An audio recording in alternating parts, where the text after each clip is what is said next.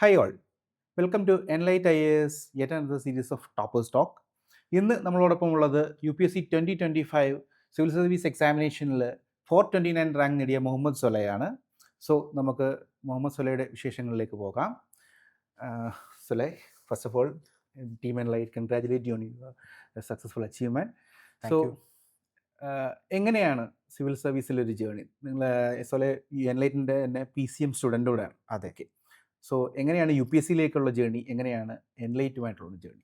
ഞാൻ 2016 എൻ്റെ engineering complete ചെയ്തത് NIT കാലിക്കറ്റിൽ നിന്ന്. ഓക്കെ.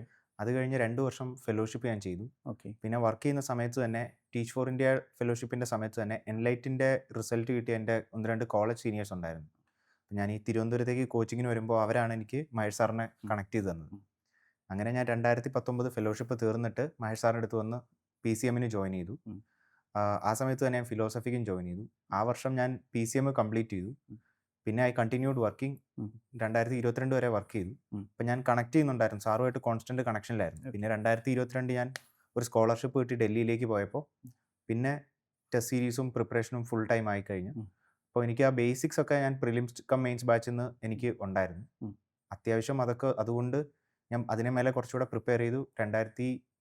എൻ്റെ അറ്റംപ്റ്റ് പിന്നെ ഞാൻ പ്രിലിംസ് ക്ലിയർ ചെയ്യുന്നത് 2023 2024 ഞാൻ ഇൻ്റർവ്യൂ കടന്നു. IRMS ട്രാഫിക്കിലാണുള്ളത്. ഓക്കെ. ഇപ്പോൾ ഈ വർഷം ഞാൻ റാങ്ക് ഇമ്പ്രൂവ് ഒന്നുകൂടെ ചെയ്തു. 429 റാങ്ക് വന്നു. ഓക്കെ. അപ്പം ത്രൂ ഔട്ട് എൻ്റെ ഈ UPSC പ്രിപ്പറേഷൻ ജേണിയിൽ എൻലൈറ്റ് ആയിരുന്നു എൻ്റെ എന്താ പറയുക റൺവേ. ഓക്കെ. ഒരു ക്ലോസ് അസോസിയേഷൻ എൻലൈറ്റുമായിട്ടുണ്ട്. ഓക്കെ. ഇത് പറഞ്ഞു വന്നതിൽ നിന്ന് തന്നെ രണ്ട് കാര്യങ്ങളാണ്. ഒന്ന്, നമുക്ക് റെയിൽവേ മാനേജ്മെൻറ്റ് സർവീസ് എന്നുള്ളതുകൊണ്ട് നമുക്കതിലേക്ക് വരാം. അതോടൊപ്പം മിക്ക ആസ്പിറൻസിനും ഉണ്ടാകുന്നൊരു ഡിഫിക്കൽറ്റി, അതായത് നമുക്ക് വർക്ക് ചെയ്യുന്നതിനോടൊപ്പം പ്രിപ്പയർ ചെയ്യാൻ പറ്റുമോ എന്നുള്ളത്. ഇപ്പം സൊലെ അതിൻ്റെ ഒരു എക്സാമ്പിളാണ്. സോ എങ്ങനെയായിരുന്നു വർക്ക് ചെയ്തുകൊണ്ട് ബാലൻസ് ചെയ്തുകൊണ്ടുള്ള UPSC പ്രിപ്പറേഷൻ? എൻ്റെ വ്യക്തിപരമായ അഭിപ്രായം, വർക്ക് ചെയ്തുകൊണ്ട് UPSC പ്രിപ്പയർ ചെയ്യുക എന്ന് പറയുന്നത് ഭയങ്കര ടീഡിയസ് ആയിട്ടുള്ളൊരു ചലഞ്ചാണത്. കാരണം രണ്ടും ഫുൾ ടൈം നമ്മുടെ എഫേർട്ട് എക്സ്പെക്ട് ചെയ്യുന്നൊരു സംഭവമാണ്. അപ്പോൾ if you are planning to work while you study, you won't do justice to both. So എൻ്റെ അഭിപ്രായം, UPSC പ്രിപ്പറേഷൻ ആണെങ്കിൽ ഫുൾ ടൈം UPSC പ്രിപ്പറേഷനിലേക്ക് തന്നെ പോകണം. വർക്ക് ചെയ്തുകൊണ്ട് ചെയ്യുക എന്ന് പറയുന്നത് നടക്കുന്ന കാര്യമല്ല എന്നാണ് എനിക്കും അഭിപ്രായം. പക്ഷേ there are people who are able to do it. അതെ, ചിലർ പറയാറുണ്ട് ഇപ്പം നമ്മൾ ഫുൾ ടൈം പ്രിപ്പറേഷൻ പോകുമ്പം കംപ്ലീറ്റ് ഡെഡിക്കേഷൻ കൊടുക്കാൻ പറ്റില്ല. ഇപ്പോൾ എഫക്റ്റീവ്ലി നമ്മളൊരു ദിവസം പഠിക്കുന്ന ടൈം എന്ന് പറയുന്നത് ഒരു 5 or 6 hours ആയിരിക്കും. 10-14 മണിക്കൂർ പലരും പറയും. പക്ഷേ എഫക്റ്റീവ് ടൈം വളരെ കുറവാണ്. അപ്പം വർക്ക് ചെയ്യുവാണെങ്കിൽ നിങ്ങൾക്ക് ടൈം ബാലൻസ് ചെയ്യും പറ്റും. അതായത് നിങ്ങൾക്ക് ഒരു ലിമിറ്റഡ് ടൈമേ പിന്നീടുള്ളൂ. അപ്പോൾ നിങ്ങളത് കൂടുതൽ എഫക്റ്റീവായി പ്രൊഡക്റ്റീവായി യൂസ് ചെയ്യും എന്ന് പറയുന്നവരുണ്ട്. അല്ലേ? അങ്ങനെ തോന്നിയിട്ടുണ്ടോ? അതെന്താണെന്നറിയോ, ക്വാണ്ടിറ്റിയും ക്വാളിറ്റിയും ഡയറക്ട്ലി പ്രൊപ്പോർഷണലാണ്. നമ്മൾ 1 മണിക്കൂർ പഠിക്കുമ്പോൾ ചിലപ്പോൾ നമുക്ക് അതിനകത്തൊരു 35 മിനിറ്റ്സ് ആയിരിക്കും നമുക്ക് ക്വാളിറ്റി ടൈം ഉണ്ടാകും. 8 മണിക്കൂർ പഠിക്കുമ്പോൾ 6 മണിക്കൂറായിരിക്കും ഉണ്ടാവുക. അല്ലാതെ 6 മണിക്കൂർ പഠിക്കുമ്പോൾ 6 മണിക്കൂർ നമുക്ക് പ്രൊഡക്റ്റീവ് ആക്കാൻ പറ്റില്ല. കാരണം നമ്മുടെ ബ്രെയിൻ അങ്ങനെയല്ല വർക്ക്. ഓക്കെ. അതുകൊണ്ട് നമ്മൾ 8 മണിക്കൂർ വർക്ക് ചെയ്തിട്ട് പിന്നെ ആ വർക്കിനകത്ത് നമ്മൾ ഒരുപാട് മെൻ്റൽ സ്ട്രെയിനും ഒക്കെ ചെയ്യുന്നുണ്ട്. ചുമ്മാ ഇരുന്ന് ശമ്പളം കിട്ടത്തില്ല. അപ്പം അത് കഴിഞ്ഞിട്ട് നമ്മൾ ഉള്ള ടൈം പ്രൊഡക്റ്റീവ് ആക്കുക എന്ന് പറഞ്ഞാൽ മേ ബി സ്വാമി വിവേകാനന്ദനെ കൊണ്ട് സാധിക്കുമായിരിക്കും, ഗൗതമ ബുദ്ധനെ കൊണ്ട് സാധിക്കുമായിരിക്കും, മനുഷ്യനെ കൊണ്ട് സാധിക്കും. അതെ, അവർക്കാർക്ക് UPSC എഴുതേണ്ടി വന്നിട്ടില്ല. ഇല്ല, അതുകൊണ്ട് നമുക്ക് അങ്ങനെ പറയാം. അപ്പോൾ അതുകൊണ്ട് അങ്ങനെ ഒരു കൊറിലേഷൻ ഉണ്ട് ഇവിടെ. ഓക്കെ. ഓക്കെ. ഓക്കെ. മറ്റൊന്ന്, സൊലെ ഒരു എഡ്യൂക്കേഷൻ ബാക്ക്ഗ്രൗണ്ട് ഉള്ള ഒരു പേഴ്സണാണ്. സോ അപ്പം ആ ഒരു ബാക്ക്ഗ്രൗണ്ടിൽ നിന്ന് വരുന്നു. അപ്പം അത് എങ്ങനെ സിവിൽ സർവീസിലേക്ക് ഗൈഡ് ചെയ്തു എന്നുള്ളൊരു ലിങ്ക് എങ്ങനെയാണ്? ഞാൻ ടീച്ച് ഫോർ ഇന്ത്യ ഫെലോഷിപ്പ് എന്ന് പറയുന്നത്, ഞാനൊരു ഗവൺമെൻറ് സ്കൂൾ ടീച്ചറായിട്ടാണ് വർക്ക് ചെയ്തത്. അപ്പോൾ അത് ചെന്നൈയുടെ കോർപ്പറേഷൻ സിസ്റ്റത്തിനകത്താണ് നിന്നിരുന്നത്. അപ്പം ഈ വർഷം ഇൻ്റർവ്യൂവിന് ചോദിച്ച ചോദ്യമാണിത്. കൂടുതൽ ആളുകളെ എനിക്ക് ശരിക്കും ടീച്ച് ഫോർ ഇന്ത്യക്ക് ഞാൻ പോയത് തന്നെ ഒരു ഡെവലപ്മെൻറ്റ് സെക്ടറിൽ വർക്ക് ചെയ്യുക, വെൽഫെയർ സെക്ടറിൽ വർക്ക് ചെയ്യുക എന്നുള്ളതാണ്. ഇന്ത്യയിലെ ഏറ്റവും വലിയ വെൽഫെയർ സെക്ടർ എന്ന് പറയുന്നത് ഗവൺമെൻറ്റാണ്. You want to change the country, you need to work with the government. അത് ഏറ്റവും നല്ല ഓപ്പർച്യൂണിറ്റി എന്ന് പറയുന്നത് സിവിൽ സർവീസ് തന്നെയാണ്. ദർ ആർ ചലഞ്ചസ്, പക്ഷേ സിവിൽ സർവീസ് ആണ് അതിൻ്റെ ബേസ്. ഓക്കെ, ശരി. അതപ്പം ഈ എഡ്യൂക്കേഷൻ സെക്ടറിൻ്റെ ഒരു ഇൻഫ്ലുവൻസ് ഉണ്ട്, എങ്ങനെയാണ് വർക്ക് ചെയ്യുന്ന സിസ്റ്റം വർക്ക് ചെയ്യുന്നുണ്ട്. അപ്പം എൻലൈറ്റിൻ്റെ ഒരു way of method of teaching എങ്ങനെയാണ് അത് വെച്ചൊന്ന് ബെഞ്ച് മാർക്ക് ചെയ്യുക? എൻലൈറ്റിൻ്റെ സിസ്റ്റം എന്ന് പറയുന്നത്, ഞാൻ എൻ്റെ ഈ വർഷത്തെ ഇൻ്റർവ്യൂയുടെ തലേന്ന് മഹേഷ് സാർ എന്നെ വിളിച്ച് മോക്ക് ഇൻ്റർവ്യൂ വന്നു. അത്രയും ഫ്രീഡം നമുക്ക് പൊതുവെ എവിടെയും കിട്ടില്ല. പ്രത്യേകിച്ച് ഡൽഹി കോച്ചിങ് സെന്ററുകളിൽ. ഉം. കാരണം അതൊരു കൊമേഴ്ഷ്യലൈസ്ഡ് ആയിട്ടുള്ള വളരെ കോർപ്പറേറ്റ് ആയിട്ടുള്ള ഒരു സിസ്റ്റമാണ്. ഈ മഹേഷ് സാർ എന്ന് പറയുന്നത് ഞങ്ങൾക്കെല്ലാം പേഴ്സണലി കണക്ട് ഉള്ള ഒരാളാണ്. അല്ലെങ്കിൽ എൻലൈറ്റിലെ ഫാക്കൽറ്റികൾ എന്ന് പറയുന്നത് നമുക്കെപ്പോഴും അപ്രോച്ച് ചെയ്യാവുന്ന ഒരു ആളാണ്. അപ്പം ഞാനൊരു വർഷം പ്രിലിംസ് പൊട്ടുമ്പം എന്നെ ഏതെങ്കിലും ഒരു ഫാക്കൽറ്റി വിളിച്ച് മോട്ടിവേറ്റ് ചെയ്യുക അടുത്ത വർഷം എഴുതാൻ. അപ്പോൾ അത് ശരിക്കും ആ ഒരു സിസ്റ്റം അതുകൊണ്ട് ഞങ്ങൾക്കെല്ലാം ഒരു ആത്മബന്ധമുണ്ട് അക്കാഡമിയായിട്ട്. ഓക്കെ. അതെനിക്ക് തോന്നുന്നു അതൊരു പോസിറ്റീവ് ഹെൽത്തി അറ്റ്മോസ്ഫിയർ ആണ്. സോ നമ്മൾ നേരത്തെ പറഞ്ഞ ഇപ്പം റെയിൽവേ മാനേജ്മെൻറ്റ് സർവീസാണ് IRMS ആണ്. ഇടയ്ക്ക് ഒരു ഇൻ്റഗ്രേഷനൊക്കെ നടന്നു, വീണ്ടും അത് ബൈഫക്കേറ്റ് ചെയ്തു. സോ എങ്ങനെയുണ്ട് നിലവിലെ service? How you about the IRTS? വ്യക്തിപരമായിട്ട് പറയുകയാണെങ്കിൽ administrative service, police service, foreign service, ഇത് മൂന്നും ടോപ്പ് 3 ചോയ്സസ് ആണ് എല്ലാവരുടെയും. അത് ആദ്യത്തെ 2 ഓൾ ഇന്ത്യ സർവീസാണ്. അപ്പോൾ അതുകൊണ്ട് ഒരുപാട് ഗ്രൗണ്ട് ഇൻ്റർഫേസ് ഉണ്ടാവും, ഒരുപാട് പേരെ ഇൻഫ്ലുവൻസ് ചെയ്യാൻ പറ്റും. Foreign service again you will be representing your country in a foreign country. അതും നല്ലൊരു പോസിറ്റീവാണ്. After that I would say railway is the best service. അത് ആ സർവീസ് കിട്ടിയത് കൊണ്ട് അതിനെ ഞാൻ എൻഡോഴ്സ് ചെയ്യുമല്ല. പക്ഷേ അത് നിങ്ങൾ സർവീസ് ആരംഭിക്കുമ്പോൾ നിങ്ങളുടെ കീഴിൽ ഒരു 3000 പേരുണ്ടാവും. അത്രയും ഡിവിഷൻസും നിങ്ങളുടെ ആ ഒരു ഡിവിഷൻ ഫുള്ള് നിങ്ങൾ AO ഓപ്പറേഷൻസ് മാനേജർ ആയിരിക്കും, അസിസ്റ്റന്റ് ഓപ്പറേഷൻസ് മാനേജർ ആയിരിക്കും. അപ്പോൾ നിങ്ങൾക്ക് ഒരുപാട് കാര്യങ്ങൾ ചെയ്യാൻ പറ്റും. റെയിൽവേ ആണ് ഇന്ത്യയിലെ അർബനൈസേഷൻ്റെ എൻജിൻ. ഓക്കെ. സോ അതിനകത്ത് ഒരുപാട് കാര്യങ്ങൾ ചെയ്യാൻ പറ്റും. മേ ബി ഈ പറയുന്ന ആദ്യത്തെ 3 സർവീസിന് ശേഷം പബ്ലിക് ഇൻ്റർഫേസ് ഉള്ള സർവീസ്, ഏറ്റവും പബ്ലിക് ഇൻ്റർഫേസ് കൂടിയ സർവീസ് റെയിൽവേ ആയിരിക്കും. പിന്നെ ട്രെയിനിങ് ഒക്കെ അത്യാവശ്യം നല്ല രസമാണ്. നമ്മൾ ട്രാവൽ ചെയ്യാൻ പറ്റും, ഒരുപാട് ട്രാവൽ ചെയ്യാൻ പറ്റും. ഓക്കെ. നമ്മുടെ ഡ്യൂട്ടി പാസ് അവർ തരും. ഇന്ത്യ മൊത്തം ട്രാവൽ ചെയ്ത് വരാൻ പറഞ്ഞിട്ട് നമ്മളെ ഇറക്കി വിടും. അതെ അതെ. അതുകൊണ്ട് ഇപ്പം നോർത്ത് ഈസ്റ്റ് കൂടെ ഓൾമോസ്റ്റ് കണക്റ്റഡ് ആയി തുടങ്ങിയിട്ടുണ്ട്. ഇടയ്ക്ക് കുറച്ച് ഹിൻഡർലാൻഡ് നമ്മൾ നമുക്ക് റെയിൽവേയുടെ എല്ലാ സ്റ്റേറ്റിലും എല്ലാ ഡിസ്ട്രിക്റ്റിലും റെയിൽവേയുടെ ഗസ്റ്റ് ഹൗസസ് ഉണ്ടാവും. സോ നമ്മൾ ട്രാവൽ ചെയ്ത് അവിടെ പോയി ഡിവിഷനെ കുറിച്ച് പഠിച്ച് തിരിച്ചു വരിക എന്നുള്ളത് റെമ്യൂണറേറ്റ് ചെയ്യുന്ന ഒരു ട്രെയിനിങ്ങിൻ്റെ ഭാഗമാകുക എന്ന് പറയുന്നത് ഒരുപാട് ട്രാവൽ ചെയ്യാൻ താല്പര്യമുള്ളവർക്ക് പറ്റിയ സർവീസാണ്. Okay okay. So coming back to the preparation, prelims എന്നുള്ളത്. ഇപ്പം പ്രിലിംസിൽ ഒരുപാട് മിത്സ് ഉണ്ട്. ഇപ്പം പുതുതായിട്ട് വരുന്ന ഫ്രഷ് ആസ്പിറൻസിനെ സംബന്ധിച്ച് അവർക്ക് എങ്ങനെ തുടങ്ങണം, എങ്ങനെ ടാർഗറ്റ് ചെയ്യണം? കാരണം മെയിൻസിനെ അപേക്ഷിച്ച് പ്രിലിംസിൻ്റെ ഒരു ഫ്രെയിം വളരെ വലുതാണ്. മെയിൻസ് കുറച്ചുകൂടെ ഒരു കൺഫൈൻഡ് ഫ്രെയിം വർക്കിൽ നിന്നുകൊണ്ട് പ്രിപ്പയർ ചെയ്യാൻ പറ്റും. ഓക്കെ. അപ്പം എങ്ങനെയാണ് ഒരു ഫ്രഷ് ആസ്പിറൻറ്റിനോടുള്ള, എങ്ങനെ പ്രിലിംസിന് പ്രിപ്പയർ ചെയ്ത് തുടങ്ങുമ്പോൾ അല്ലെങ്കിൽ മെയിൻസിന് പ്രിപ്പയർ ചെയ്ത് തുടങ്ങുമ്പം എങ്ങനെ ഫോക്കസ് ചെയ്യണം എന്നുള്ളതാണ് എൻ്റെ വ്യക്തിപരമായ അഭിപ്രായം. പ്രിലിംസിന് ഏറ്റവും പ്രധാനം എന്ന് പറയുന്നത് 100 ക്വസ്റ്റിനകത്ത് 50 ക്വസ്റ്റ്യൻ ബേസിക്സിനകത്ത് നിന്നാണ് വരുന്നത്. പ്രോപ്പറായിട്ട് പ്രിലിംസ് കോച്ചിങ്ങിന് if you are not from humanities background, കോച്ചിങ്ങിന് പോകുന്നത് ഞാൻ സജസ്റ്റ് ചെയ്യും. അപ്പോൾ ബേസിക് ടെക്സ്റ്റ് ബുക്സ് കാണാതെ പഠിക്കുക എന്നല്ല, മനസ്സിലാക്കി തറവാക്കി പഠിക്കുക, അതിനെക്കുറിച്ച് ക്വസ്റ്റ്യൻസ് ചെയ്യുക. അങ്ങനെ ആ 50 ക്വസ്റ്റിനകത്ത് നിങ്ങൾക്കൊരു 45 ക്വസ്റ്റ്യൻ ചെയ്യാൻ പറ്റുക. ബാക്കിയുള്ള 50 ഡൈനാമിക് ടോപ്പിക്സ് ആണ്, കറണ്ട് അഫയേഴ്സ്, ഇതുവരെ ചിലപ്പോൾ കേൾക്കാത്ത കുറച്ച് ഡിഫിക്കൽട്ട് ക്വസ്റ്റ്യൻസ്. അത് നിങ്ങൾക്ക് അതിനകത്തുനിന്ന് ഒരു 50% ശരിയാക്കിയാൽ മതി, നിങ്ങൾ പ്രിലിംസ് കടന്നു. Okay. So fresh aspirant focus ചെയ്യേണ്ടത് ആ ബേസിക്സ് സെറ്റ് ചെയ്യുക എന്നുള്ളതാണ്. അത് കഴിഞ്ഞിട്ട് ആ ബേസിക്സിൻ്റെ വേറൊരു പ്രധാനപ്പെട്ട കാര്യം GSൻ്റെ പേപ്പർ 1 എന്ന് പറയുന്ന ആ ബേസിക്സ് ആണ്. ഞാൻ ഓർക്കുന്നുണ്ട് ഹിസ്റ്ററിക്കൊക്കെ അന്ന് പണ്ട് മഹേഷ് സാറ് ക്ലാസ് എടുക്കുമ്പം വന്നിട്ട് ആർട്ട് ആൻഡ് കൾച്ചറിൻ്റെ സമയത്ത് മറ്റേ ത്രിവങ്ക പോസ്റ്റിൽ ക്ലാസ്സിൽ വന്ന് ഇങ്ങനെ നിൽക്കും, കഥ പറയും. അപ്പോൾ കോറിലേറ്റ് ചെയ്യും. അപ്പം ഞാനത് എൻ്റെ ഒരു വർഷത്തെ UPSCയുടെ GS 1 പേപ്പറിൽ ആ പോസൊക്കെ വരച്ചു വെച്ചു, മഹേഷ് സാർ നിൽക്കുന്ന പോസ് ത്രിഭംഗയെ കുറിച്ച്. അത് UPSC ചോദിക്കുന്നുണ്ട്, ആ പോസ്റ്ററിനെ പറ്റിയിട്ട് ക്വസ്റ്റ്യൻസ് വന്നിട്ടുണ്ട്. പോസ്റ്ററിനെ പറ്റിയല്ല, ഈ ഡാൻസ് ഫോംസിനെ. അതെ അതെ അതെ. അപ്പോൾ അതൊക്കെ ബേസിക്കലി പ്രിലിംസിന്റെ ടോപ്പിക്കാണ് നമ്മൾ അവിടെ യൂസ് ചെയ്യുന്നത്. GS 1 മാർക്ക് കിട്ടുന്നത് പ്രിലിംസിന്റെ ബേസിക്സ് ആണ്. അത് കഴിഞ്ഞിട്ട് അതർ 50% എന്ന് പറയുന്നത് 50 മാർക്ക് എന്ന് പറയുന്നത് ഡൈനാമിക് പോർഷൻസ് ആണ്. നമ്മൾ ഈ പഠിച്ചതിന്റെ മേലേക്ക് ബിൽഡ് ചെയ്യാണ്. പലപ്പോഴും പലർക്കും പറ്റുന്ന അബദ്ധം എന്ന് പറയുന്നത് അവർ ആ 50 പഠിക്കാതെ ആഡ് ഓൺസിലേക്ക് പോകും. അത് ഭയങ്കര ഡിഫിക്കൽട്ട് ആയിരിക്കും ഒരാളെ വരെ. സോ അതിനു മുമ്പ് നമ്മൾ ഈ ബേസിക്സ് സെറ്റ് ചെയ്യുക ആദ്യത്തെ ഒരു 3 മാസം. അതിനുശേഷം ടെസ്റ്റ് സീരീസ് എഴുതി തുടങ്ങുക. അത് കഴിഞ്ഞിട്ട് ഈ ഡൈനാമിക് പോർഷൻസിന് വേണ്ടി ഏതെങ്കിലും ഒരു dedicated current affairs course follow ചെയ്യുക. ഫ്രീ മെറ്റീരിയൽ ഫോളോ ചെയ്യാതിരിക്കുക, കാരണം free material is available to every one.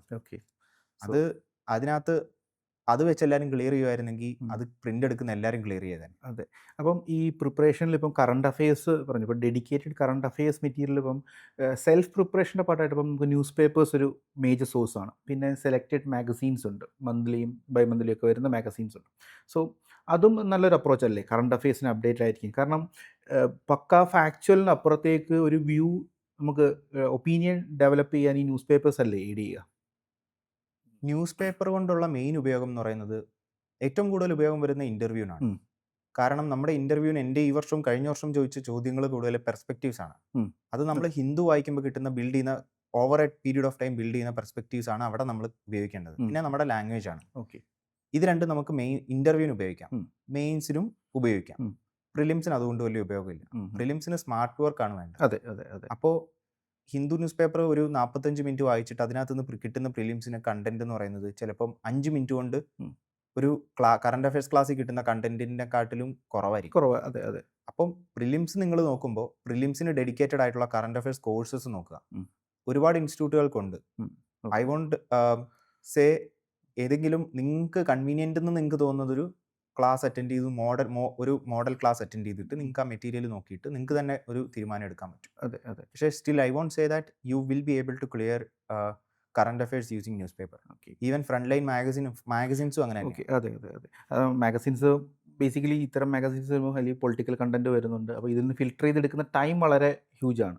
ആളുകൾ വായിക്കുന്ന ഏറ്റവും കൂടുതൽ വായിക്കുന്ന മാഗസിൻസ് ഒക്കെ പൊളിറ്റിക്കൽ മാഗസിൻസ്. കാരണം magazines are not intended for UPSC. Integrated for UPSC. അത് cater ചെയ്യുന്ന ഓഡിയൻസ് വേറെ. അതെ അതെ അതെ.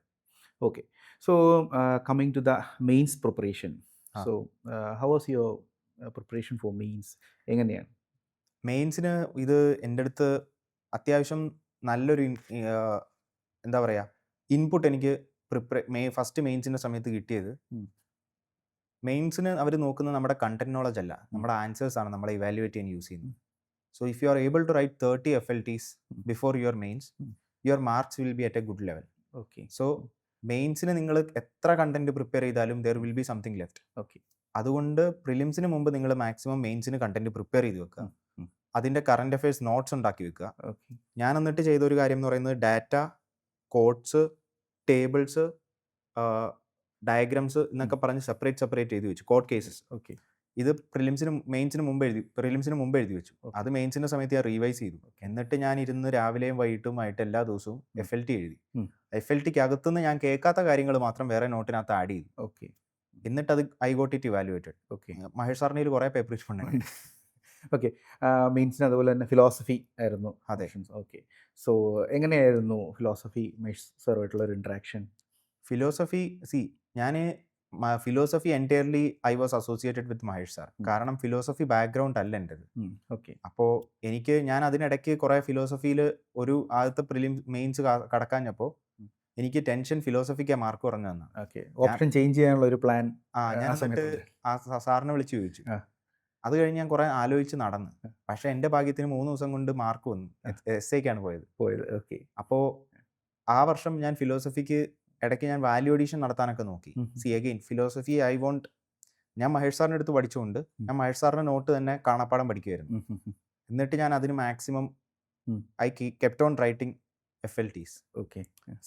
അഗെയിൻ ഇത് UPSC ചിക്കൻ എന്ന് ചോദിച്ചാൽ അത് നമ്മുടെ നാട്ടിൽ കിട്ടുന്ന ബ്രോയിലർ ചിക്കൻ അല്ല, KFC ആണ്.